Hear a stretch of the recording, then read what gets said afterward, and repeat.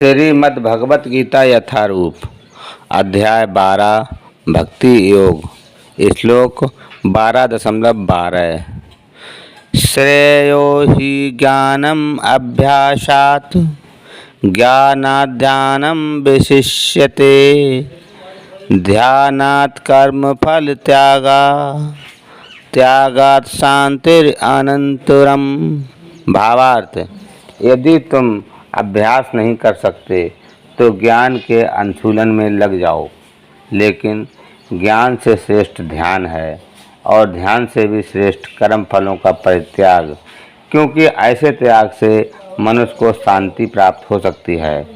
तात्पर्य, जैसा कि पिछले श्लोकों में बताया गया है, भक्ति के दो प्रकार हैं, विधि विधानों से पूर्ण तथा भगवत प्रेम की आसक्ति से पूर्ण। किंतु जो लोग कृष्ण भावना अमृत के नियमों का पालन नहीं कर सकते, उनके लिए ज्ञान का अनुशीलन करना श्रेष्ठ है, क्योंकि ज्ञान से मनुष्य अपनी वास्तविक स्थिति को समझने में समर्थ होता है। यही ज्ञान क्रमशः ध्यान तक पहुंचाने वाला है और ध्यान से क्रमशः परमेश्वर को समझा जा सकता है। ऐसी भी विधियां हैं जिससे मनुष्य अपने को परब्रह्म मान बैठता है, और यदि कोई भक्ति करने में असमर्थ है तो ऐसा ध्यान भी अच्छा है।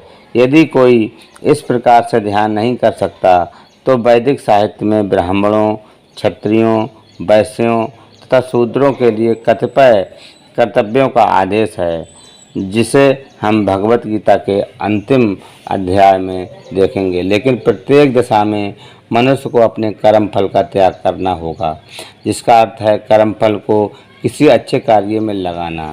संक्षेपता, सर्वोच्च लक्ष्य भगवान तक पहुंचने की दो विधियां हैं। एक विधि है कर्मिक विकास की और दूसरी प्रत्यक्ष विधि। कृष्ण भावना अमृत में भक्ति प्रत्यक्ष विधि है। अन्य विधि में कर्मों के फल का त्याग करना होता है, तभी मनुष्य ज्ञान की अवस्था को प्राप्त होता है। इसके बाद ध्यान की अवस्था तथा फिर परमात्मा के बोध की अवस्था और अंत में भगवान की अवस्था आ सकती है।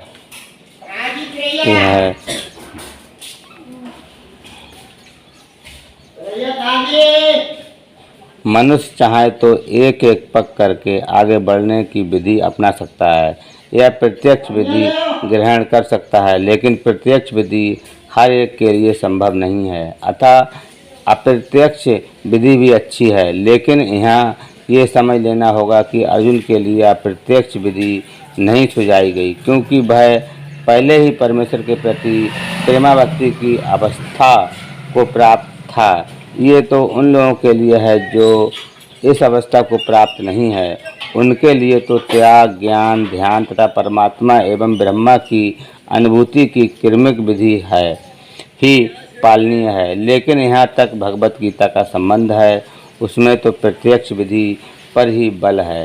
प्रत्येक व्यक्ति को प्रत्यक्ष विधि ग्रहण करने तथा भगवान श्री कृष्ण की शरण में जाने की सलाह दी जाती है।